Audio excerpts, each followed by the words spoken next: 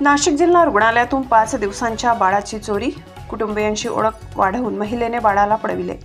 सुमन अब्दुल खान या मूळच्या मध्य प्रदेशच्या असून सटाणा तालुक्यात राहतात। 29 डिसेंबर रोजी नाशिकच्या जिल्हा रुग्णालयात त्यांची प्रसूती झाली। त्यानंतर बाळ आणि आई दोघांना वेगवेगळ्या वार्डमध्ये शिफ्ट करण्यात आले।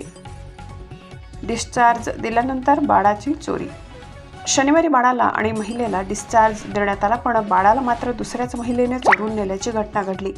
ही घटना सीसीटीव्ही मध्ये कैद झाली आहे। बाळ चोरी झाल्यामुळे बाळाच्या आईने मात्र रुग्णालयात टाहू फोडला। त्यामुळे आजूबाजूच्या लोकांची मनेही हेलावल्याचं दिसून आलं। रुग्णालयात असताना 5 दिवसात एका अनोळखी महिलेनं खान कुटुंबियांशी ओळख वाढविली। डिस्चार्ज देताना ती महिला वार्डमध्ये आली आणि खाली गाडीपर्यंत बाळाला घेऊन जाते असे सांगत तिने बाळाला घेतलं। नंतर बाळाला तिने रुग्णालयातून थेट पळ काढला। घटना सीसीटीव्ही मध्ये कैद।